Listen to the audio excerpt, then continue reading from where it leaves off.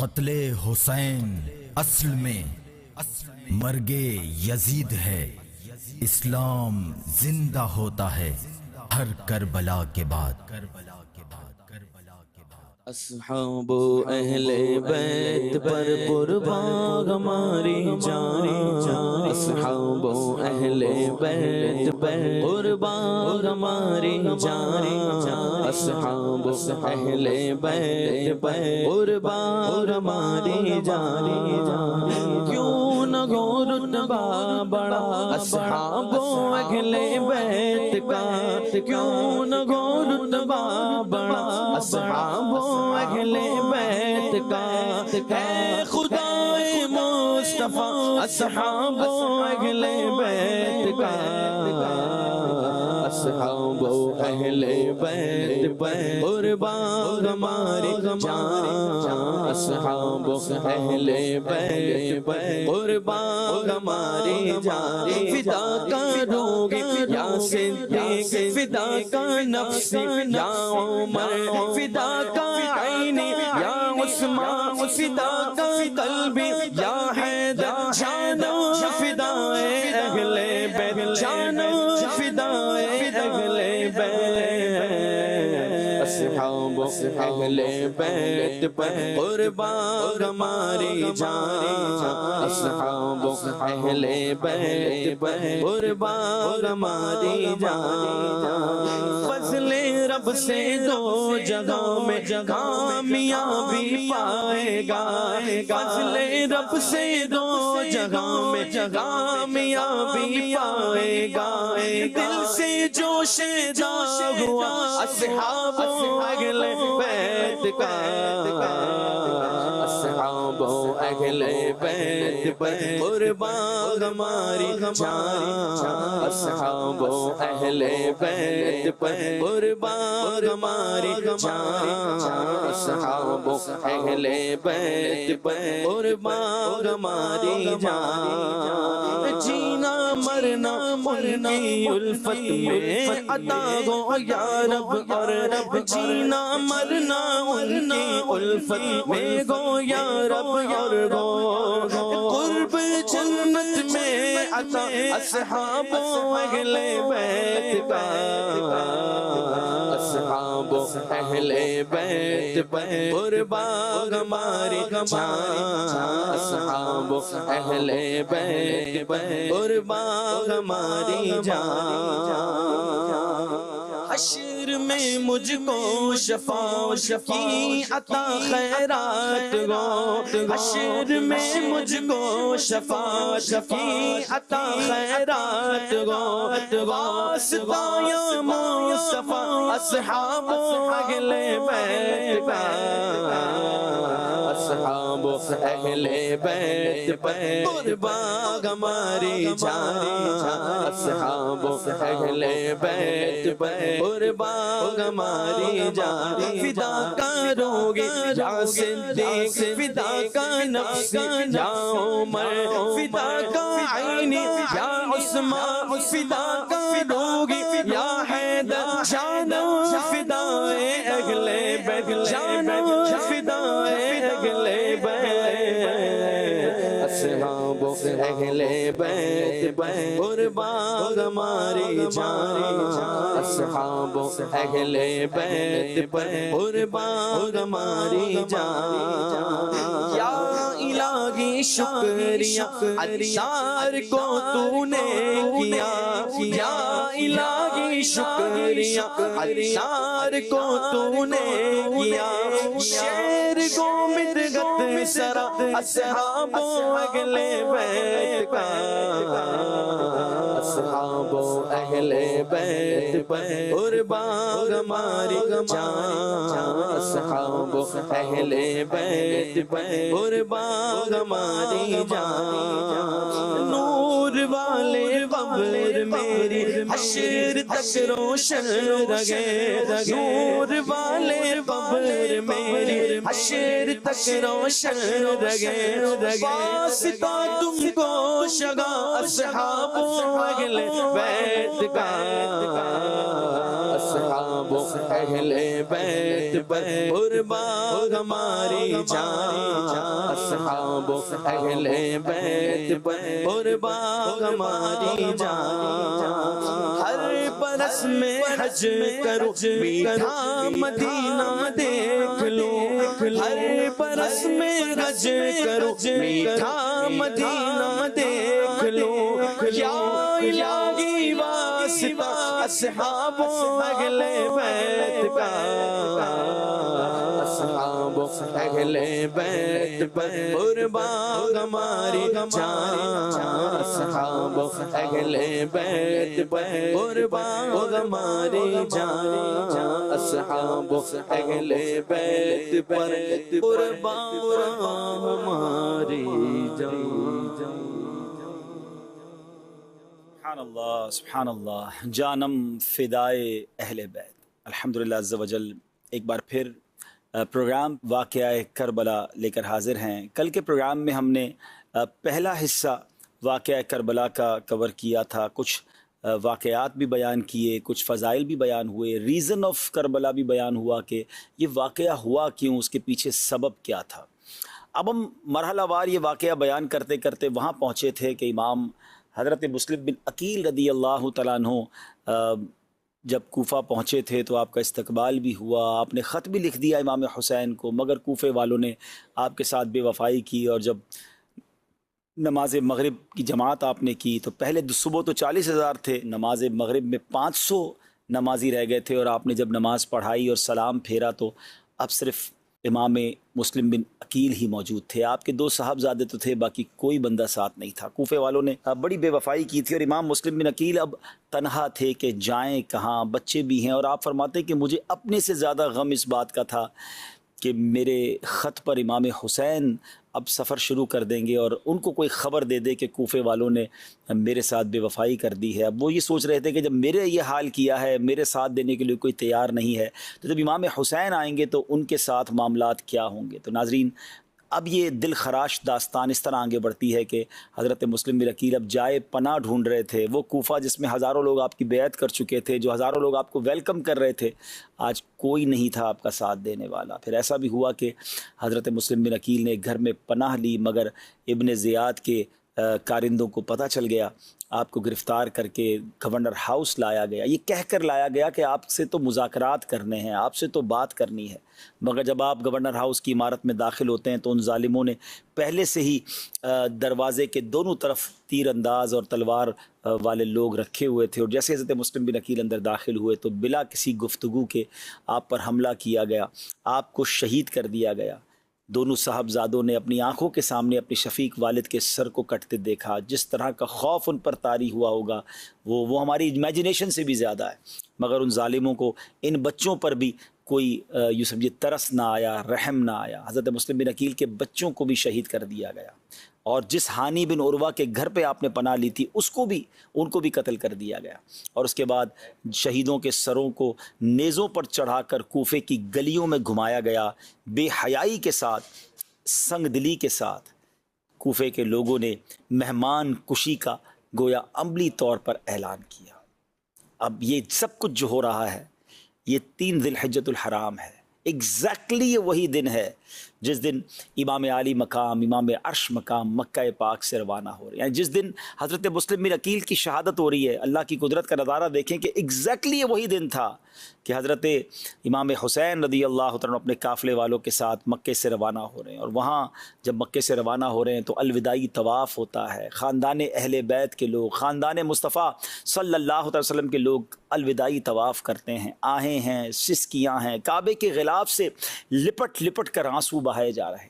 اور اس وقت بڑے بڑے صحابہ کرام علیہ رضوان نے اصرار کیا، امام حسین سے عرض کیا کہ حضور ایسا نہ کریں، آپ نہ جائیں، کوفے والوں میں یہ وفا نہیں ہے، آپ کے والد محترم بھی وہیں عراق میں ہی شہید ہوئے ہیں، آپ کے بھائی کو زہر بھی دیا گیا ہے، آپ مت جائیں کوفے۔ اب اس پہ بڑے بڑے نام ہیں، حضرت ابن عباس، حضرت ابن عمر، حضرت جابر، حضرت ابو سعید خدری اور دوسرے صحابہ کرام رضوان اللہ تعالی علیہم مجمعین نے آپ کو بہت کوشش کی، بہت عرض کیا کہ حضور نہ کریں، آپ مت جائیں، مگر امام حسین کی بھی بات بڑی ویلڈ تھی کہ آپ نے کہا کہ پہلے تو کوفے کے لوگوں نے مجھے خط لکھے ہیں اور ایک دو نہیں سینکڑوں لیٹر آئے ہیں، تو اور وہ چاہتے ہیں کہ وہ میرے ہاتھ میں بیعت کریں، اور پھر میں نے اس بات کو کنفرمیشن کرنے کے لیے امام حضرت مسلم بن عقیل کو بھیجا، وہ وہاں گئے، وہاں ہزاروں لوگوں نے ان کے ہاتھ میں بیعت کر لی ہے، ان کا مکتوب مجھے مل چکا ہے کہ حضرت تشریف لائیے، ایوری تھنگ از کلیئر، سب بہتر ہے، تو پھر میرا نہ جانا کیا ہے؟ یعنی میں ان لوگوں کا ساتھ نہ دوں جو مجھے بلانا چاہتے ہیں؟ لیکن وہاں تو پانسا پلٹ چکا تھا نا ناظرین۔ حضرت مسلم بن عقیل نے جو مکتوب لکھا تھا وہ تو اچھے وقتوں میں لکھا تھا، مگر چند ہی دنوں میں کوفے والوں نے تو بے وفائی کر دی تھی۔ اور اب کیا ہوا؟ امام حسین 3 ذوالحجہ 60 ہجری کو اپنے اہل بیت، اپنے خدام، کل ملا کر یہ 82 لوگ تھے، 82 نفوس قدسیہ تھے، وہ راہ عراق کو روانہ ہو گئے ناظرین۔ اور اب جب امام حسین راستے میں تھے تو راستے ہی میں حضرت مسلم بن عقیل کی شہادت کی خبر بھی مل گئی۔ اب یہ کتنا بڑا یوں سمجھے دھچکا تھا کہ جس کو سفیر بنا کر بھیجا تھا، جس کے خط پر ہم جا رہے ہیں، انہی کو شہید کر دیا گیا۔ تھوڑی دیر کے لیے تو قافلہ رک گیا، مگر پھر سب کا مشورہ یہی ہوا کہ ہمیں سفر ترک نہیں کرنا چاہیے، ہمیں جانا چاہیے۔ دراصل تقدیر کا جو لکھا تھا وہ ہونا تھا، آپ کے مقدر میں جو فیصلہ تھا وہ پورا، رب کی وہ جو کہتے ہیں مشیت جو ہے وہ پوری ہونی تھی، تو امام حسین نے وہ سفر اختیار کیا۔ اب جب 2 منزل کوفہ رہ گیا تھا تو ایک یوں سمجھیے کہ گھڑ سوار نے اپنے 1000 گھڑ سواروں کے ساتھ، اپنے 1000 لوگوں کے لشکر کے ساتھ امام حسین کے لشکر کو انٹرسیپٹ کیا، روکا، اور ان کا نام تھا حر بن یزید ریاحی، اور اس کے ساتھ 1000 ہتھیار والے سوار بھی تھے۔ تو انہوں نے کہا کہ مجھے ابن زیاد نے بھیجا ہے اور آپ کے لیے کہا ہے کہ آپ کو اپنے ساتھ لے کر جانا ہے۔ تو امام حسین نے کہا کہ میں تو لڑائی کرنے آیا نہیں ہوں، مجھے کس بات کی وجہ سے آپ گرفتار کرنے آئے ہیں؟ میں تو تمہارے خطوط کی وجہ سے آیا ہوں، اور مجھے سینکڑوں خطوط لکھے گئے ہیں کوفہ کے لوگوں کی طرف سے۔ حر کہتا ہے مجھے تو معلوم ہی نہیں آپ کو خط لکھے گئے ہیں، ہمارا اس سے کوئی تعلق نہیں، ہمیں آرڈر ملا ہے، ہم آپ کے پاس آ گئے۔ امام حسین نے کہا ٹھیک ہے۔ امام حسین نے پہلے تو وہ خط دکھائے، کافی سارے خطوط دکھائے، اور پھر کہا کہ اگر پھر بھی تم مجھے نہیں جانے دینا چاہتے یا تم نہیں پسند کرتے ہو کہ میں کوفہ جاؤں تو مجھے راستہ دے دو، میں واپس چلا جاتا ہوں، میں لڑائی کرنے تو آیا نہیں۔ ناظرین یہ بات بڑی سمجھنے والی ہے کہ جس کو فائٹ کرنی ہو، جس کو لڑائی کرنی ہو، وہ بچے لے کے نہیں جاتا ساتھ، وہ فیملی کے لوگ لے کے ساتھ نہیں جاتا، وہ بغیر ہتھیار کے نہیں جایا جاتا۔ تو امام حسین تو آپ سوچیے ان کی ازمپشن کیا تھی، ان کی سوچ کیا تھی کہ وہاں تو ویلکم کیا جائے گا، وہاں تو لوگ بیعت کریں گے، حضرت مسلم بن عقیل کے ہاتھوں میں ہزاروں لوگوں نے بیعت کر لی ہے، تو آپ تو اس خیال سے جا رہے ہیں کہ وہاں جا کے اسلام کی دعوت، نیکی کی دعوت، لوگوں کی اصلاح کی باتیں کرنی ہیں، اور یہاں تو معاملہ ہی کوئی اور تھا۔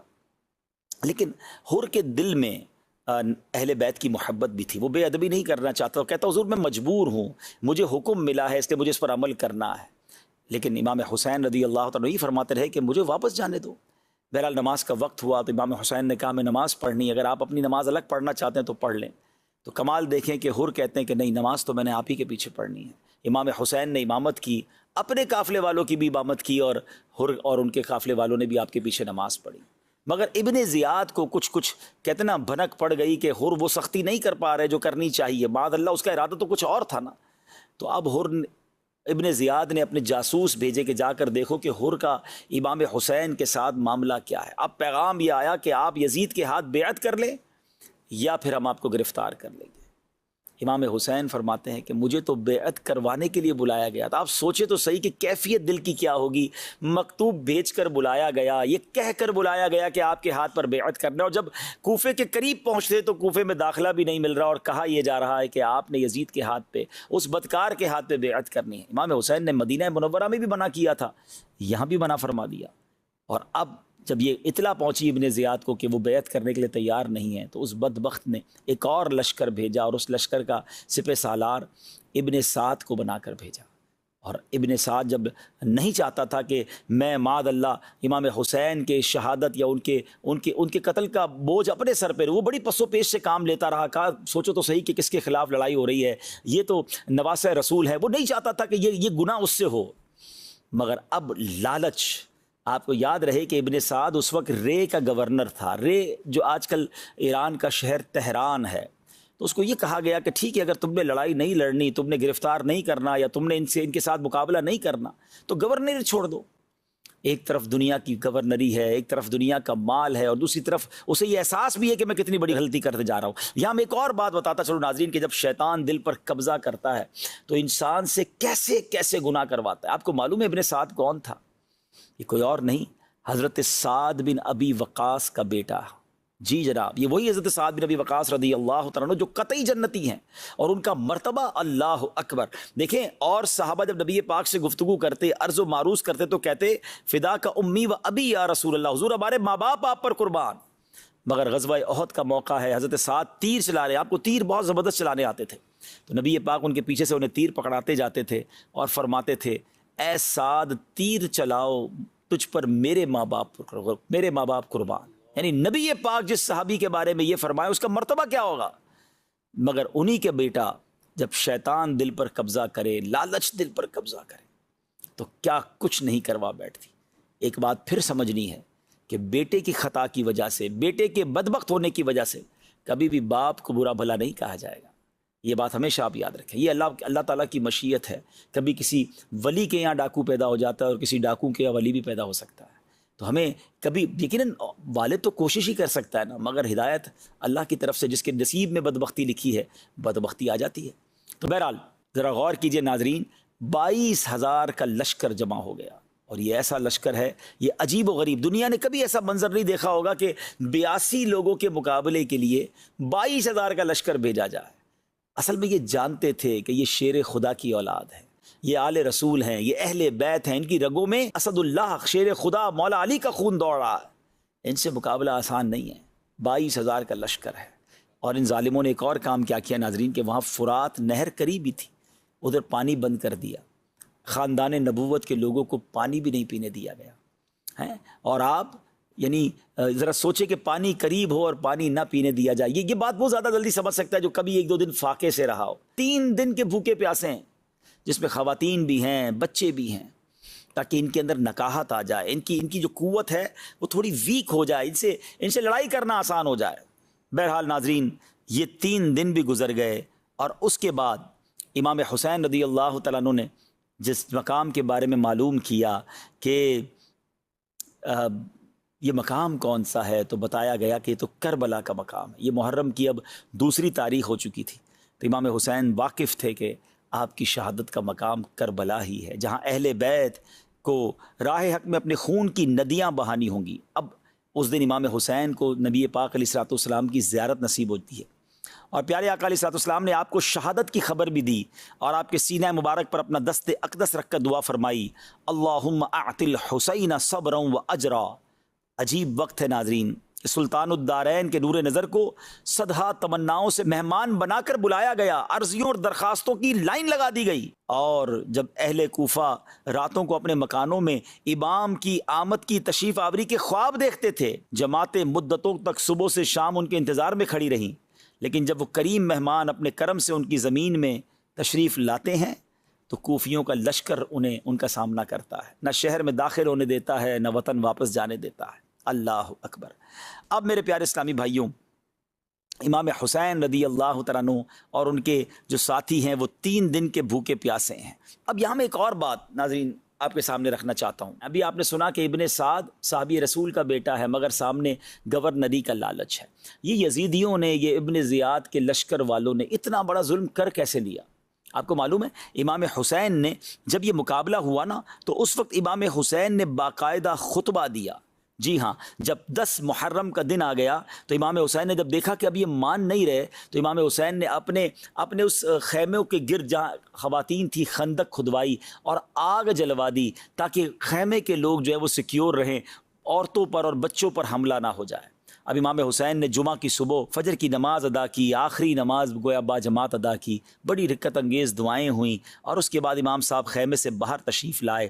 3 دن کے بھوکے پیاسے ہیں، اور اب امام حسین نے اس گرم ریت پر ایک خطبہ فرمایا۔ ناظرین، یہ تاریخی خطبہ ہے، یعنی امام حسین رضی اللہ تعالیٰ عنہ نے اتمام حجت کے سارے کام کیے، یعنی پہلے تو کہا مجھے واپس جانے دو، جب وہ نہ مانے تو لڑائی سے پہلے پھر آپ کا ذرا خطبہ سنیے گا، یعنی آپ نے ان کے دل و دماغ کو جھنجھوڑنے کی کوشش کی۔ آپ فرماتے ہیں خون ناحق حرام اور غضب الہی کا موجب ہے، میں تمہیں آگاہ کرتا ہوں تم اس گناہ میں مبتلا نہ ہو، میں نے کسی کو قتل نہیں کیا ہے، کسی کا گھر نہیں جلایا ہے، کسی پر حملہ آور نہیں ہوا ہوں، اگر تم اپنے شہر میں مجھے آنے نہیں دینا چاہتے تو مجھے واپس جانے دو، میں تم سے کسی چیز کا طلبگار نہیں ہوں، میں تمہارے در پائے آزار نہیں ہوں، تم کیوں میری جان کے در پہ ہو؟ تم کس طرح میرے خون کے الزام سے بری ہو سکتے ہو؟ روز محشر تمہارے پاس میرے خون کا کیا جواب ہوگا؟ اپنا انجام سوچو، اپنی عاقبت پر نظر ڈالو، سوچو تو صحیح میں کون ہوں؟ میں بارگاہ رسالت میں نبی پاک علیہ الصلوۃ والسلام کا منظور نظر ہوں، سوچو میں وہی ہوں کہ جن کی محبت کو نبی پاک علیہ الصلوۃ والسلام نے اپنی محبت قرار دیا۔ میرے فضائل تمہیں خوب معلوم ہیں، میرے حق میں بہت ساری حدیثیں وارد ہوئی ہیں، آپ انہیں ڈرا رہے ہیں، انہیں سمجھا رہے ہیں، آپ اتمام حجت کر رہے ہیں۔ آپ کو پتہ ہے ان ظالموں کی طرف سے جواب کیا آیا؟ کہتے ہیں ہمیں آپ کے فضائل معلوم ہیں، معاملہ یہ زیر بحث نہیں، آپ جنگ کے لیے کسی کو میدان میں بھیجیں اور بحث کو ختم کریں۔ اللہ اکبر، کتنے سخت دل تھے، کتنی سخاوت قلبی تھی ان کے اندر۔ امام حسین نے کہا کہ میں تو حجتیں ختم کرنا چاہتا ہوں تاکہ اس جنگ کو دفع کرنے میں میری کوئی تدبیر باقی نہ رہ جائے، اور جب تم مجبور کرتے ہو تو مجبوری اور ناچاری میں مجھے تلوار اٹھانی پڑے۔ ابھی گفتگو ہو رہی تھی تو اب دیکھیں ان بدبختوں کی بدبختی، اور جس کو کہتے ہیں نا کیسا کالا دل تھا، بات ہی اثر نہیں کر رہی تھی۔ تو ایک سوار تھا جس کا نام مالک بن عروہ تھا، اس نے دیکھا کہ حضرت امام حسین کے خیموں کے گرد آگ جلی ہوئی ہے، تو اس بدبخت نے کیا کہا کہ اے امام، تم نے وہاں کی آگ سے پہلے یہیں آگ لگا لی ہے۔ استغفر اللہ۔ امام حسین نے بڑے جلال میں کہا اے دشمن خدا، تو کاذب ہے، تجھے گمان ہے کہ میں دوزخ میں جاؤں گا؟ یعنی وہ معاذ اللہ امام حسین کو یہ طعنہ دے رہا ہے کہ وہاں کی آگ سے پہلے آپ نے یہاں آگ جلا لی۔ حضرت امام کو اس قدر تکلیف ہوئی، آپ کے ایک ساتھی نے کہا کہ میں اس کا سر قلم کر دوں، آپ نے فرمایا نہیں، میں نہیں چاہتا کہ آج کی لڑائی ہماری طرف سے شروع ہو، کوئی یہ نہ کہے کہ ہم نے تلوار پہلے اٹھائی۔ بہرحال امام حسین نے دعا کی اللہ کی بارگاہ میں کہ اے اللہ، عذاب نار سے پہلے اس گستاخ کو دنیا میں آگ کے عذاب میں گرفتار کر۔ اب کیا ہوا کہ وہی شخص جو یہ بات کہہ کر گیا تھا، اس کے گھوڑے کا پاؤں ایک سوراخ میں گیا، وہ گھوڑے سے گرا اور سیدھا خندق میں جا کر گر پڑا، اسی آگ میں جا کر خود جل گیا۔ یعنی امام حسین کی دعا یا دعائے ضرر کیسے قبول ہوتی، سارے یزیدی دیکھ رہے ہیں۔ ایک شخص معاذ اللہ جب حضرت امام نے کہا نا کہ جب اس کی آگ میں چلا گیا تو آپ نے فرمایا اللہ تیرا شکر ہے کہ تو نے اہل بیت کے بدخواہ کو سزا دی۔ تو ایک بدبخت کہتا ہے کہ آپ کو نبی پاک سے کیا نسبت ہے؟ ذرا سوچئے ناظرین، گستاخیاں یہ سب دیکھتے ہوئے بھی امام حسین کو بڑی تکلیف ہوئی، تو آپ نے فرمایا کہ یا اللہ، اس بد زبان کو فوری عذاب میں گرفتار کر۔ اس کو فوراً حاجت پیش آئی، گھوڑے سے اتر کے بھاگا، جہاں حاجت کرنے گیا وہاں ایک بچھو نے اسے ڈنک مارا، زہر پھیلا، اسی گندگی میں لت پت ہو کر مر گیا۔ یہ ساری چیزیں آنن فانن اسی وقت ہو رہی ہیں ناظرین۔ اللہ اکبر۔ ایک شخص نے ایک اور بدبخت آ کر کہتا ہے کہ اے امام دیکھو دریائے فرات کیسی موجیں مار رہا ہے، تمہیں پھر بھی پانی نہیں ملے گا۔ اللہ اکبر، اور تم پیاسے ہلاک ہو جاؤ گے۔ امام حسین نے دعا کی اللہم امتہ عطشانا، یا رب اس کو پیاسا مار۔ ابھی امام کا دعا کرنا تھا کہ اس شخص کا گھوڑا بھاگا، یہ شخص اس گھوڑے کو پکڑنے بھاگا، اس کو پیاس غالب ہوئی، اس شدت سے پیاس لگی کہ العطش العطش، ہائے پیاس پکارتا رہا، جب پانی سے منہ لگاتا مگر ایک قطرہ نہ اتار پاتا، اور اسی پیاس میں آنن فانن مارا گیا۔ ناظرین یہ ساری کرامتوں کا جو ظہور ہو رہا تھا، یہ بھی ایک اتمام حجت تھی، یہ بھی ان یزیدیوں کو بتایا جا رہا تھا کہ مت کرو، تم اس سے لڑائی کرنے جا رہے ہو، تو اس پر حملہ کرنے جا رہے ہو، جو ہاتھ اٹھاتے ہیں تو بات پوری ہو جاتی ہے، جو نواسہ رسول ہیں، مگر ناظرین پھر بھی وہ نہ مانے۔ اب میں آتا ہوں اس سوال کی طرف، ریزن کیا تھا؟ یہ تو کلمہ پڑھنے والے تھے، یہ تو اللہ کو بھی مانتے تھے، اللہ کے رسول کو بھی مانتے تھے، ان کو یہ حدیثیں بھی معلوم تھی، مگر ریزن کیا تھا؟ پھر کیسے اتنا بڑا گناہ ہو گیا؟ یہ بات آج ہم سب نے سیکھنی ہے ناظرین۔ بات یہ ہے کہ جب شیطان دل پر حاوی ہو جاتا ہے نا، جب لالچ انسان پر قابو پا جاتی ہے، تو پھر انسان ایسے گناہ کرتا ہے کہ دنیا حیران ہو جاتی ہے۔ آج بھی ہم حیران ہیں کہ یزیدیوں کو سمجھنا ہی کر کیا رہے ہیں، اللہ کو جواب کیا دیں گے، اللہ کے حبیب کو کیا جواب دیں گے، ساری دنیا لعنت کرے گی ان پر، لیکن نہیں آئی نا سمجھ۔ اچھا یہ ایسا نہیں ہے کہ صرف اس زمانے میں ایسے گناہ ہوئے، کیا آج کے زمانے میں آپ گناہ نہیں سنتے، جرائم نہیں آتے سامنے؟ 5 سال کے بچے کے ساتھ، 2-3 سال کی بچی کے ساتھ، ہیں فلاں واقعہ تو فلاں واقعہ، کسی نے کسی کے ہاتھ کاٹ دیے، ڈرل کر دیا، لوگ اپنی ماں کا قتل کر دیتے ہیں، اپنے والد کو مار دیتے ہیں. مطلب کبھی کبھی یہ واقعات سن کر جھرجھری آ جاتی ہے کہ کیا کوئی انسان بھی یہ کر سکتا ہے؟ لیکن ہو رہا ہے نا. اس کا مطلب کیا ہے کہ ایک لمٹ ہے ہماری. جب اس لمٹ کو بندہ کراس کرتا ہے نا اور شیطانی کاموں میں اتنا انوالو ہو جاتا ہے، لالچ اتنا غلبہ پا جاتی ہے کہ پھر انسان کی آنکھوں پر پردہ آ جاتا ہے. پھر وہ گناہ کرتا ہے، وہ جرم کرتا ہے جو رہتی دنیا حیران ہو جاتی ہے کہ کوئی کیا انسان بھی اتنا سخت دل ہو سکتا ہے. آئیے میں آپ کو ایک حدیث سناتا ہوں، بات ذرا اور کلیئر ہو جائے گی. پیارے آقا مدینے والے مصطفیٰ صلی اللہ تعالی وسلم فرماتے ہیں، اور یہ ترمذی کی حدیث ہے، 2 بھوکے بھیڑیے بکریوں میں چھوڑ دیے جائیں، وہ اتنا نقصان نہیں پہنچاتے جتنا کہ مال و مرتبے کا لالچ انسان کے دین کو نقصان پہنچاتا ہے. اب سوچیں 2 بھوکے بھیڑیے ہوں بکریوں میں چھوڑ دیں، چیر پھاڑ کر رکھ دیں گے نا. وہ اتنی چیر پھاڑ نہیں کرتے جتنا ہمارا دین برباد ہو سکتا ہے اگر دل میں لالچ ہے، مال کی، دنیا کی، مرتبے کی. آج کس کو نہیں ہے لالچ؟ یہ مال ہی کی لالچ میں تو ملاوٹ ہو رہی ہے نا، دوائیوں میں ملاوٹ. بندے کو یہ احساس نہیں کہ بندہ مر جائے گا دوائی کھا کر، کہتا مر جائے مجھے پیسے چاہیے. مگر یہ پیسے کدھر جائیں گے، کدھر لے جاؤ گے؟ جو ملاوٹ کر کے، ظلم کر کے، ڈکیتیاں ڈال کر، چوری کر کے بیچارہ بندہ تنخواہ لے کے نکلتا ہے، لوگ اس کی تنخواہ چھین کے چلے جاتے، پتہ نہیں کہ وہ پورا مہینہ کتنی بددعائیں دے گا، اس کا حال کیسے گزرے گا. یہ پیسے کیا کرو گے، کیسے کھاؤ گے ان پیسوں کو؟ یہ ظلم کرنے والا نہیں سوچتا جو زمینوں پر قبضہ کر لیتے ہیں، کسی کا مال دبا لیتے ہیں، کسی کا جناب کسی کی چیز ہتھیا لیتے ہیں اور کہتے ہیں میرا کوئی کچھ نہیں بگاڑ سکتا. تمہاری بھول ہے. ہاں یہ یزید بھی یہی کہتا تھا نا. کتنے سال اقتدار ملا اسے؟ 3 سال کچھ مہینے، پھر برباد، ایسی گندی موت مارا گیا، ساری دنیا اسے قیامت تک لعنت کر رہی ہے. تو یہ کیا ہے؟ یہ لالچ اور یہ حرام کی چیزیں کام نہیں آتی.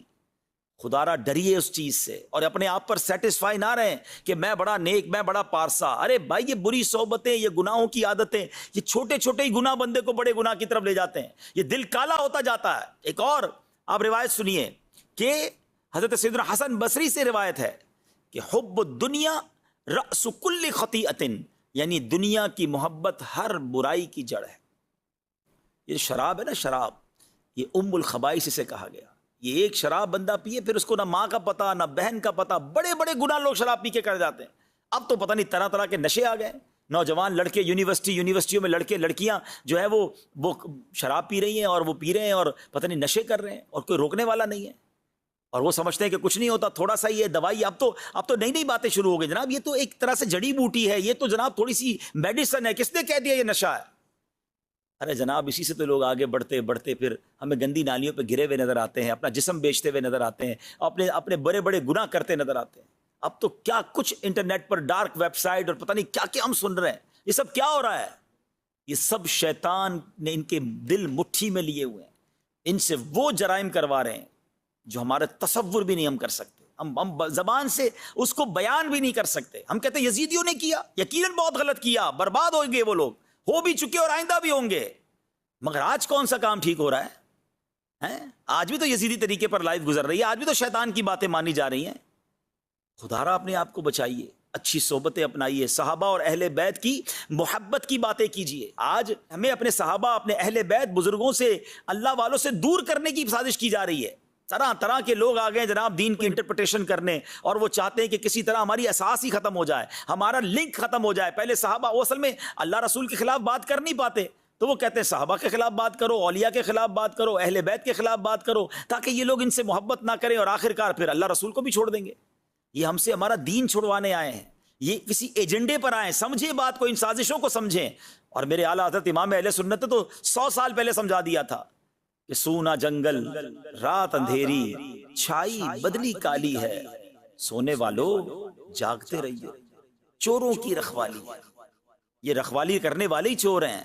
آنکھ سے کاجل صاف چرا لیں یا وہ چور بلا کے ہیں، تیری گٹھڑی تاکی ہے اور تو نے نیند نکالی.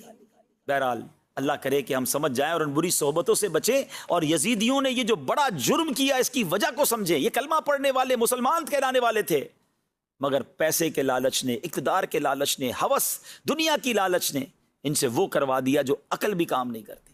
ہم بھی کبھی زندگی میں کوئی ایسا گناہ نہ کر جائیں، کوئی ایسی خطا نہ کر جائیں کہ نہ ہم منہ دکھانے جیسے رہیں، نہ ہمارے گھر والے منہ دکھانے جیسے رہیں، نہ ہمارا خاندان منہ دکھانے جیسا رہے. پوری امت کی بدنامی ہوتی ہے بعض اوقات کبھی ایسا کام کوئی کر جاتا ہے.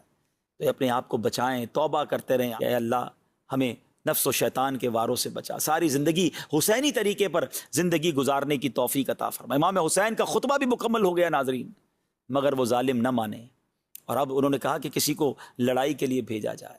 مگر اب ایک عجب واقعہ ہوتا ہے کہ آس پاس کے گاؤں کے لوگوں کو پتہ چل گیا تھا کہ اہل بیت کے لوگ آئے ہیں. تو انہوں نے کہا کہ حضور آپ پہلے نہیں جائیں گے میدان میں، پہلے ہم اپنی جانیں قربان کریں. کتابوں میں آتا ہے کہ 50 کے قریب لوگ جو ہیں وہ پہلے باری باری جاتے رہے مقابلہ کرنے، اور وہ شہید ہوتے چلے گئے. اور اس کے بعد ایسی بہت سارے واقعات ہیں، مگر ایک واقعہ میں چاہتا ہوں کہ مختصراً آپ کو سناؤں کہ اس پورے معاملے میں ایک عجیب اور یوں سمجھیے کہ حسینی دولہ بھی ہے کہ جس کا واقعہ بھی بڑا کمال کا ہے. ان کا نام تھا سیدنا وہب بن عبداللہ کلبی رحمۃ اللہ تعالیٰ علیہ. وہ آتے ہیں کہ وہ ایک بڑے خوبرو نوجوان تھے، اور ابھی ان کی شادی جو ہے وہ بالکل 17 روز ہی ہوئے تھے. ماں بیوہ تھی، اور جب ماں اس کربلا جہاں یہ واقعہ ہو رہا تھا کربلا کا مارکا، اس کے قریب ہی ان کا گاؤں تھا. ان کی ماں رونے لگی. بیٹا کہتا ہے ماں میں تو آپ کی بڑی خدمت کرتا ہوں، کیا میرے سے کوئی گستاخی ہو گئی ہے؟ تو ماں کہتی نہیں بیٹا گستاخی تو نہیں ہوئی، مگر قریب ہی مجھے پتہ چلا ہے کہ نبی پاک علیہ السلام کے جگر کے ٹکڑے، نواسہ رسول، بی بی فاطمہ کی آنکھوں کے تارے، امام حسین ان کے قافلے والوں کے ساتھ موجود ہیں، یزیدی لشکر سامنے ہے، اور ان کا امتحان جاری ہے. بیٹا میرا سب کچھ تو ہی ہے، میں نے ساری زندگی کی امیدیں تجھی سے وابستہ کی ہیں، مگر بیٹا آج وقت آیا ہے، میں چاہتی ہوں کہ میرا بیٹا جو ہے وہ امام حسین کے قدموں پر قربان ہو جائے. بیٹا جا کر ان کا ساتھ دے دے اور جنت کے یوں سمجھے خزانوں کو حاصل کر لے. مگر بیٹا مجھے یہ بھی لگتا ہے کہ تیری تو ابھی نئی نئی شادی ہوئی ہے. سبحان اللہ. بیٹا بھی کیسا کہتا ہے ماں یہ تم نے کیسے سوچ لیا کہ میں اپنی زندگی اور اپنی جوانی کا خیال کروں گا؟ اس سے بڑی میرے لیے کیا سعادت ہوگی کہ میری جان اہل بیت کے قدموں پر قربان ہو جائے. مگر ماں مجھے تھوڑا سا موقع دے دے، میری زوجہ نئی میری بیوی بنی ہے، اور میں چاہتا ہوں کہ اس سے کچھ باتیں کر لوں. تو ماں کہتی بیٹا تو اس کی طرف جائے گا، اس کی باتیں سنے گا، عورت تو ناقص العقل ہوتی ہے، وہ شاید تیرے ارادے کو چینج کر دے. تو ماں سے کیا کہتا ہے وہ بیٹا؟ کہتا ہے ماں جو اب دل میں اہل بیت کی محبت جاگی ہے نا، اب وہ پہاڑ تو ہل سکتا ہے، میری نیت یا میری جو قوت ارادہ ہے اب وہ نہیں ہل سکتا، کوئی نہیں ہلا سکتا. اپنی بیوی کے پاس جاتا ہے اور جا کر کہتا ہے کہ اے میری زوجہ نئی شادی ضرور ہوئی ہے، ہم نے بڑے عہد و پیما کیے ہیں کہ زندگی ساتھ گزاریں گے، زندگی کے خوشگوار دن دیکھیں گے، مگر وقت آ گیا ہے قربانی کا. ہمارے گاؤں کے قریب ہی کربلا کے میدان میں امام حسین اپنے لشکر کے ساتھ، اپنے قافلے کے ساتھ موجود ہیں، اور سامنے یزیدیوں نے ظلم کی آندھیاں بہائی ہوئی ہیں. یہ کیسے ہو سکتا ہے کہ ہم تو زندگی کے مزے اڑائیں اور ہمارے قریب امام حسین اپنے گھر والوں کے ساتھ شہید ہو جائیں؟ تو میں نے ارادہ کیا ہے کہ اس سے پہلے کہ امام حسین اور ان کے قافلے والوں کے لیے کوئی تلوار اٹھے، میں جاؤں اور اپنی جان ان کے قدموں پہ پہلے میں قربان کروں. تو تم بس اپنی زندگی گزار لینا اور مجھے اجازت دے دو. بیوی بھی بڑی فرما بردار ہے، کہتی ابھی تو شادی ہوئی ہے اور ابھی سے آپ نے حوروں کے پاس جانے کا ارادہ کر لیا ہے. میں نے تو سنا ہے کہ شہید ہوتے ہی وہ فوراً جنت میں پہنچ جاتے ہیں. تو ایک وعدہ کیجئے کہ آپ جب وہاں پہنچ جائیں تو میرے لیے بھی ایسی کوئی صورت بنائیے گا کہ میں بھی آپ کے قدموں میں جنت میں حاضر ہو جاؤں. یہ نوجوان اپنی والدہ کو لے کر، اپنی بیوی کو لے کر امام حسین کے قدموں میں آتے ہیں اور امام حسین سے کہتے ہیں حضور یہ میری ماں ہے، بیوہ ہے، میں اس کا ایک ہی بیٹا ہوں، اور یہ میری 17 دن کی پرانی بیوی ہے، اور ہمارا بڑا پیار ہے آپس میں، مگر آج میں نے نیت کر لی ہے کہ میں آپ کے قدموں میں قربان ہو جاؤں. میں آپ کی طرف سے پہلے میں لڑائی میں حصہ لوں، مگر حضور ایک وعدہ چاہتا ہوں کہ اگر مجھے جنت مل جائے تو میں جنت میں بھی اپنی اس بیوی کو اپنے ساتھ رکھنا چاہتا ہوں، وہاں بھی آپ کے خاندان کی کنیزوں میں اس کو شامل فرما لیجئے. امام حسین نے بڑی دعاؤں سے نوازا. ماں بھی بیٹھی ہے، بیوی بھی بیٹھی ہے، اور اس کے سامنے وہ نوجوان امام حسین کے قدم چوم کر تلوار ہاتھ میں لیے یزیدیوں کی طرف چل پڑتا ہے. کیسا منظر ہوگا ناظرین. اور اس نوجوان نے جو کمال شجاعت دکھائی، نہ جانے کتنے یزیدیوں کو واصل جہنم کیا، اور آخرکار لڑتے وہ نوجوان شہید ہوا. ان یزیدیوں نے اس کا جو سر ہے وہ اچھال دیا امام حسین کے لشکر کی طرف. بیوی نے اپنی گود میں لیا، اپنے شوہر کے ماتھے کو چوما، اور تھوڑی دیر بعد دیکھا گیا تو اس زوجہ کی بھی روح جو ہے اپنے شوہر پر قربان ہو چکی تھی. ناظرین یہ ہیں قربانیاں جو اس حسینی لشکر کے ساتھ وہاں کے رہنے والوں نے دی، اہل بیت کے غلاموں نے دی. کہ کیسے ہو سکتا ہے کہ خاندان نبوت پر کوئی زخم آئے، پہلے ہماری جانیں حاضر ہیں، ہمارے سینے حاضر ہیں. یہ ہے قربانی کی داستانیں جو کربلا کے میدان میں رقم کی گئی. کس شقی کی ہے حکومت، ہائے کیا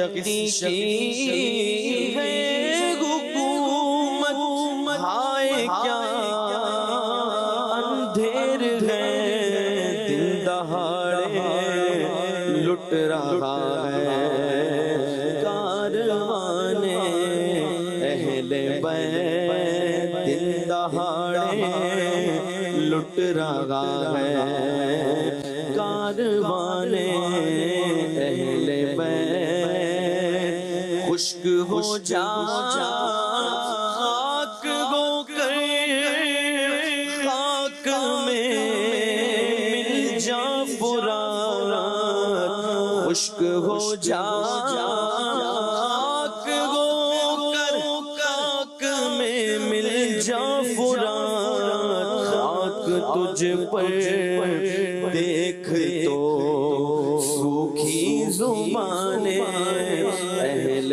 بیت۔ اب یہ جب سارا معاملہ ہو رہا تھا اور اہل بیت کے نوجوان جنگ میں سامنے آتے، اس سے پہلے غلامان اہل بیت قربانیاں دے رہے تھے، اب وہاں ایک عجب معاملہ ہوا۔ وہ شخص جس نے سب سے پہلے امام حسین کے قافلے کو انٹرسیپٹ کیا تھا، کوفہ نہیں جانے دیا تھا، 1000 گھڑ سواروں کے ساتھ جا کر اس نے یوں سمجھیے کہ روکا تھا، وہ کون تھا؟ حر بن یزید۔ اچھا حر نے کیا کیا کہ حر نے جب یہ سارا منظر دیکھا نا تو حر کی کیفیت بدلنے لگی، اور حر بڑا بے چین تھا، مضطرب تھا، وہ جانتا تھا یہ نواسہ رسول ہے، وہ بیان بھی سن چکے تھے، وہ تقریر بھی سنی تھی انہوں نے۔ تو حر جو ہے وہ بڑی بے چینی کے ساتھ ابن سعد کے پاس جاتا ہے، کہتا ہے اے ابن سعد، تم سوچو نواسہ رسول سے جنگ کرو گے تو نبی پاک کو کیا جواب دو گے؟ جواب تو کوئی تھا نہیں۔ وہ وہاں سے ہٹ کر پھر میدان میں چلے جاتے، بدن کانپ رہا تھا، پریشان تھے۔ تو حضرت حر کے بھائی تھے مصعب بن یزید، انہوں نے کہا کہ تم تو بڑے سپہ سالار، بڑے بہادر، بڑے جرنیل، بڑی بڑی جنگیں لڑی ہیں، سامنے چھوٹا سا لشکر ہے، تمہارا حال کیا ہو گیا ہے؟ اتنے گھبرا کیوں گئے ہوتے، ڈر کیوں رہے ہو؟ تو حر کہتا ہے برادر، یہ مصطفیٰ علیہ السلام کے فرزند سے جنگ ہے، اپنی عاقبت سے لڑائی ہے، میں جنت اور دوزخ کے درمیان کھڑا ہوں، دنیا پوری قوت کے ساتھ مجھے جہنم کی طرف کھینچ رہی ہے، مگر میرا دل اس کی ہیبت سے کانپ رہا ہے۔ ابھی یہ بھائی سے بات ہی کر رہے تھے کہ ادھر سے امام حسین نے آواز لگائی، ہے کوئی جو آج آل رسول پر اپنی جان قربان کرے اور نبی پاک علیہ السلام کے حضور میں سرخروئی پائے؟ بس یہ اعلان ہونا تھا، اور حر کو گویا ایک راستہ مل گیا کہ تکلیف تو میں نے بڑی پہنچائی ہے، روکا تو میں نے ہی تھا، پانی تو میں نے نہیں پینے دیا تھا، مگر شاید کریم ہے معاف فرما دیں۔ گھوڑا دوڑایا، ذرا امیجن کریں، ایک طرف 22,000 کا لشکر، ایک طرف 82 لوگ ہیں، اور حضرت حر بن یزید دوڑتے ہوئے جو ہے نا اپنا گھوڑا دوڑاتے ہوئے امام حسین کے پاس پہنچ جاتے۔ ایوری بڈی شاکڈ، آپ کے یزید کے لشکر کے سارے لوگ حیران ہیں کہ حر کیا کر رہا ہے، اور آپ وہاں جا کر امام حسین سے کہتے ہیں کہ کیا مجھے معافی مل سکتی ہے؟ میں نے آپ کو روکا، میں نے آپ کو تکلیف دی، مگر مجھے سمجھ آ گئی ہے کہ میں غلط تھا، میں آج اپنی جان آپ کے قدموں پہ قربان کرنا چاہتا ہوں، مجھے معاف فرما دیجیے۔ امام حسین تو کریم تھے، آپ نے کہا کریموں کے در سے معافی ہی ملا کرتی ہے۔ اب حر نے کہا کہ حضور اب میں پہلے جاؤں گا اور اپنی جان آپ کے لیے قربان کروں گا۔ اور جب حضرت حر وہاں جاتے ہیں سامنے والوں کی طرف لڑنے کے لیے، تو سارے یزیدی اس کو تانے دیتے ہیں کہ تو نے کیا کیا، اتنا بڑا لشکر چھوڑ دیا، اتنا مال و متاع چھوڑ دیا، اتنی بڑی تم نے جو ہے وہ دنیا کی رنگینیاں چھوڑ دیں۔ اللہ اکبر۔ تو حر پتہ ہے کیا جواب دیتے ہیں کہ اللہ اکبر، وہ کہتے ہیں کہ میں یہ خوب جانتا ہوں کہ میں نے کیا کیا ہے، میں نے گلستان رسول کے اس مہکتے پھول پر جان قربان کرنے کی جو ہے وہ نیت کر لی، اور میں جانتا ہوں کہ نبی پاک کی غلامی سے بڑھ کر کوئی دولت نہیں ہے۔ اب جناب حملہ ہوتا ہے، حر کئی لوگوں کو یوں سمجھے کاٹ کے رکھ دیتے ہیں، مگر آخر کار حضرت حر بھی شہید ہو جاتے ہیں۔ ذرا سوچئے کہ اب حضرت حر رضی اللہ تعالی عنہ کہلاتے ہیں، اب حضرت حر کا مزار موجود ہے۔ یزیدیوں کا نام لینے والا کون ہے؟ مگر وہ ایک فیصلہ، وہ ایک ڈیسیشن، وہ ایک رائٹ ٹائم ڈیسیشن تھا کہ یزید کے لشکر سے نکلے اور جنتی لشکر میں شامل ہو گئے۔ شاعر کہتے ہیں نا، یہ نعرہ حر کا تھا جس وقت فوج شام سے نکلا، کہ دیکھو یوں نکلتے ہیں جہنم سے خدا وار۔ ناظرین، یہاں میں ایک بات کرنا چاہوں گا۔ حضرت حر نے ہاتھ پیر کانپ رہے تھے، گھبراہٹ تھی، جنت بھی ہے، سامنے دوزخ بھی ہے، دوزخ کے ساتھ پیسہ بہت تھا، حرام کے ساتھ بڑا اقتدار بھی تھا، بہت مزے بھی تھے لائف کے، سامنے شہادت تھی، انہیں پتا تھا کہ میں بچوں گا نہیں، میں اگر سامنے چلا گیا امام حسین کی طرف گیا تو وہاں شہادت ہی ہے، مگر انہیں پتا تھا کہ یہاں جی گیا تو مر جاؤں گا، وہاں مر گیا تو جی جاؤں گا۔ یہاں بچ گیا تو مارا جاؤں گا قیامت کے دن، وہاں اگر مارا گیا تو قیامت کے دن بچ جاؤں گا۔ یہ ڈیسیشن لیا انہوں نے، اور کیسا ڈیسیشن لیا کہ آج ساری دنیا ان کے گن گاتی ہے۔ ہم میں سے کئی لوگ ایسے ہوں گے، ذرا غور سے سنیے گا، جو اس وقت شاید ملتی جلتی کیفیت میں ہے۔ کوئی حرام کما رہا ہے، کوئی رشوت کا کام کر رہا ہے، کوئی سود کا کام کر رہا ہے، کوئی شراب پی رہا ہے، کوئی نشہ کا کام کر رہا ہے، کوئی ڈرگز بیچ رہا ہے، کوئی ڈکیتی کر رہا ہے، کوئی چوری کر رہا ہے، کوئی ظلم کر رہا ہے، کوئی جھوٹ بول رہا ہے، کوئی بدکاریاں کر رہا ہے، کوئی بری صحبتوں میں ہے، بے حیائی کے والے دوستوں میں ہے، گندی دوستیاں لگائی ہوئی ہیں۔ کبھی کبھی دل میں خیال آتا ہے، مسلمان تو ہے نا یار، چھوڑ دیتا ہوں، غلط ہے، اللہ کی طرف چلتا ہوں۔ پھر شیطان کہتا ہے نہیں چھوڑ کے جائے گا تو پھر مزے ختم ہو جائیں گے، پیسے ختم ہو جائیں گے، زندگی کی رونق ختم ہو جائے گی۔ ڈیسیشن نہیں لے پا رہا، کشمکش میں ہے۔ حضرت حر کے اس فیصلے کو یاد کیجئے ناظرین، کیا شاندار فیصلہ کیا۔ چند قدم کیا چلے، وہ یزیدی سے حسینی بن گئے، وہ یزیدی سے رضی اللہ تعالی عنہ بن گئے۔ جن کا کوئی نام لینے والا نہیں تھا، آج ساری دنیا ان کا نام لینے والے بن گئی۔ کیوں؟ کریکٹ فیصلہ کیا، رائٹ ٹائم پر فیصلہ کیا۔ ہم میں سے بہت سارے لوگ ہیں جو صرف سوچ ہی رہے ہیں، چھوڑ دوں گا یار، تھوڑے دنوں بعد چھوڑ دوں گا، شراب کا کام چھوڑ دوں گا، رشوت چھوڑ دوں گا، سود چھوڑ دوں گا، غلط کام چھوڑ دوں گا، چھوڑ نہیں رہے۔ اور کہیں ایسا نہ ہو یہی بری عادت لے کر قبر میں چلے جائیں، موقع ہی نہ ملے چھوڑنے کا۔ کیا آج میں اور آپ یہ فیصلہ نہیں کر سکتے؟ This is the right day for the right decision. بہترین موقع ہے اچھا فیصلہ کرنے کا۔ آؤ نا آج فیصلہ کر لیں کہ میں چل پڑتا ہوں اللہ کی رحمت کی طرف، میں چھوڑ دیتا ہوں حرام چیزیں، میں چھوڑ دیتا ہوں حرام کمائی، میں چھوڑتا ہوں حرام صحبتیں۔ تم ایک کام غلط چھوڑو تو صحیح، وہ رب کی رحمت تم پر برسنا شروع ہو جائے گی، حلال کے دروازے کھل جائیں گے، سکون کے دروازے کھل جائیں گے، برکت کے دروازے کھل جائیں گے۔ کب تک سوچتے رہو گے کہ کروں یا نہ کروں؟ ارے کر لو آج۔ آج حضرت حر کا وہ پیغام، کربلا کا میدان ہم سب کو پکار رہا ہے کہ آ جاؤ اللہ کی طرف، چھوڑ دو یہ برے کام۔ بلکہ اگر مجھے کوئی غیر مسلم بھی سن رہا ہے نا، میں تو اس کو بھی دعوت دیتا ہوں، آ جاؤ اسلام کی طرف، آ جاؤ میرے اللہ کے دین کی طرف، یہی راہ نجات ہے، یہی آخرت کے لیے تم سب کے لیے بھی۔ ایسے مجھے معلوم ہے کہ کئی لوگ ہیں جو مسلمان نہیں ہیں مگر کربلا والوں سے محبت کرتے ہیں۔ اگر کربلا والوں سے محبت کرتے ہو تو ان کے خدا سے بھی محبت کر لو نا، وہ جس کا کلمہ پڑھتے ہیں اس نبی کا کلمہ بھی پڑھ لیجئے نا۔ آ جائیے، تو آج موقع ہے چل پڑنے کا، چھوڑیے بری چیزیں اور نیکی کی طرف چل پڑیے۔ یہ کر لیا حضرت حر نے اور کامیاب ہو گئے۔ ناظرین، اب حضرت حر بھی شہید ہو گئے۔ اب ایک ایک کر کے خاندان نبوت کے، خاندان رسالت کے چشم و چراغ جانے لگے، ہاتھ میں تلوار لیتے اور پشتوں کے پشتے لگا دیتے۔ ابن سعد کا یہ کہنا ہے کہ اگر ہم کوئی فریب نہ لاتے، ہم پلاننگ غلط نہ کرتے، ایک ساتھ حملہ نہ کرتے، ان کو بھوکا پیاسا نہ رکھتے، تو شاید 22,000 کا لشکر بھی ان پہ قابو نہ پا سکتا تھا، کیونکہ یہ ذوالفقار چلانے والے مولا علی کی اولاد میں سے تھے، ان کی رگوں میں مولا علی کا خون چلتا تھا، وہ فاتح خیبر کی اولاد تھے۔ ایک ایک کر کے خاندان نبوت کے چشم و چراغ شہید ہوتے گئے، اور پھر علی اکبر نے اجازت چاہی۔ علی اکبر کون ہیں؟ امام حسین کے بڑے صاحبزادے، ہم شکل مصطفیٰ ہیں، جوان۔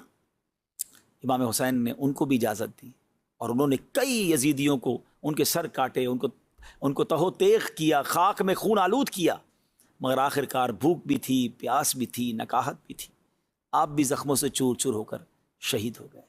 اب آپ کے گھر والوں نے دیکھا کہ علی اصغر بہت رو رہے ہیں، 6 مہینے کے ہیں، پیاسے ہیں، 3 دن سے بچہ پانی نہ پیے تو کیا حال ہوگا، دودھ بھی ختم۔ تو کہا کہ چلو ان کو تو آپ لے جائیں اور جا کر ان کو تو یہ بدبخت پانی پینے دیں گے۔ تو امام حسین انہیں ہاتھ میں لے کر باہر آتے ہیں اور کہتے ہیں مجھے نہ دیں، صرف اس کو پانی دے دیں۔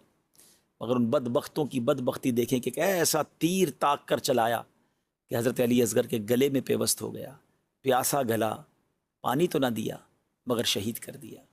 امام حسین جب واپس آنے لگے نا تو خاندان کے لوگ سمجھے کہ پانی مل گیا، جبھی تو پرسکون لیٹے ہیں ہاتھ میں، ہیں جبھی تو لگتا ہے کہ ہل بھی نہیں رہے، رو بھی نہیں رہے، تو لگتا ہے پانی مل گیا ہے۔ تو گھر والوں نے پوچھا کہ کیا پانی مل گیا؟ تو امام حسین فرماتے ہیں کہ جام کوثر پینے، کوثر سے سیراب ہونے نانا جان کے پاس علی اصغر روانہ ہو گئے۔ ہائے ہائے ہائے، آپ سوچیں یہ کیسا ظلم ہے۔ اور اب اس کے بعد امام حسین کی باری تھی، 10 محرم ہی کا دن تھا۔ امام حسین اب اس قافلے میں آخری بچتے ہیں عابد بیمار کے بعد، کیونکہ حضرت عابد بیمار تو بیمار تھے، حضرت امام زین العابدین مولا حضرت امام حسین اب ذوالفقار تلوار لے کر جاتے ہیں اور بہت سارے یزیدیوں کو خاک و خوب میں نہلا دیتے ہیں، جس طرف رخ کرتے ہیں لشکر کا لشکر تہو تیغ ہو جاتا ہے۔ مگر آخر کار آپ بھی پیاسے تھے، کئی دنوں کے پیاسے تھے، زخموں سے چور چور ہو کر آپ بھی شہید ہو جاتے ہیں۔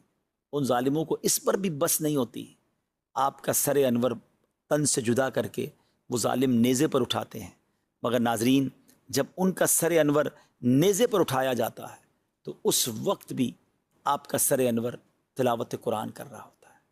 اللہ اکبر۔ امام حسین نے کربلا کے میدان میں آپ کے قافلے والوں نے نمازیں بھی ادا کی اور نیزے پر جو سر انور نے تلاوت کی، یہ سب ہمارے لیے میسج ہے۔ عبادت ہو تو ایسی ہو، تلاوت ہو تو ایسی ہو، سر شبیر تو نیزے پہ بھی قرآن سناتا ہے۔ اب ذرا سوچیں کہ ہم حسینی بھی کہلائیں، پنجتن کے غلام بھی کہلائیں، نہ ہمیں نماز پڑھنے کا شوق، نہ تلاوت قرآن کا شوق، بتائیں نا یہ کیسی غلامی ہے۔ امام حسین تلوار کے سایوں میں نماز پڑھیں، ہم اپنے بیڈ روم میں رہیں اور ہماری فجر کی نماز قضا ہو جائے، ہم آفس میں جائیں تو ظہر عصر مغرب قضا ہو جائے، ہم دوستوں میں جائیں تو عشاء قضا ہو جائے۔ یہ کیسی حسینیت ہے، یہ کیسی پنجتن پاک کی غلامی ہے۔ ان کا سر انور تو نیزے پہ تلاوت کرے اور ہمیں تلاوت قرآن کرنا ہی نہ ہے، یا بڑی تعداد ہم میں وہ ہے جو پورا سال قرآن نہیں پڑھتی ہے۔ نہ کرے ناظرین ایسا، خدا را حسینیت اگر حسینی واقعی بننا ہے نا تو نماز کے پابند بنے، قرآن کے پابند بنے، ظلم سے دور رہیں۔ یزیدی ظالم تھے نا، ہم کہتے ہیں ہم ظالم نہیں ہیں، ہم سمجھتے کسی کا قتل کرنا ہی ظلم ہے۔ ارے کسی کو برا بھلا کہنا بھی تو ظلم ہے، کسی کا دل دکھانا بھی تو ظلم ہے، کسی کا مال دبا لینا بھی تو ظلم ہے، کسی پر روب جمانا بھی تو ظلم ہے۔ ظلم کی تو بہت ساری قسمیں ہیں نا۔ امام حسین مظلوم تھے، یزیدی ظالم تھے۔ ہم مظلوم بن جائیں مگر ظالم نہ بنیں۔ لوگ کہتے ہیں میں کیسے مظلوم بن جاؤں، مجھ پر ظلم ہے میں تو بدلہ لوں گا، میں تو اینٹ کا جواب پتھر سے دوں گا۔ پھر کیسے حسینی ہے آپ؟ ہمارا کام بدلہ لینا نہیں، ہمارا کام معاف کرنا ہے، ہمارا کام درگزر کرنا ہے، ہمیں ہماری وجہ سے کسی مسلمان کو تکلیف نہ پہنچے۔ تو بہرحال کربلا کا واقعہ آپ نے سنا، بہت کچھ پیغام دیتا ہے یہ کربلا کا میدان۔ نماز کا پیغام دیتا ہے، صبر کا پیغام دیتا ہے، تلاوت کا پیغام دیتا ہے، لالچ اور دنیا کے اقتدار اور مال کی لالچ سے بچنے کا پیغام دیتا ہے، اللہ کی رضا پر راضی رہنے کا پیغام دیتا ہے۔ اللہ کرے کہ ان میسیجز کو ہم ریسیو کریں اور اپنی زندگی میں یہ بدلاؤ لائیں۔ اللہ مجھے بھی عمل کرنے کی توفیق دے، آپ کو بھی توفیق نصیب فرمائے۔ آخر میں منقبت میں تو پنجتن کا غلام ہوں، اس کے 2 اشعار سن کر ہم اپنے پروگرام کو ختم کرتے ہیں۔ صلو علی الحبیب صلی اللہ تعالی علی محمد صلی اللہ علیہ وسلم۔ میں تو پنجتن کا غلام ہوں، میں تو پنجتن کا غلام ہوں، میں تو پنجتن کا غلام ہوں، میں غلام خیر الانام ہوں، میں تو پنجتن کا غلام ہوں، میں تو پنجتن کا غلام ہوں، میں تو پنجتن کا غلام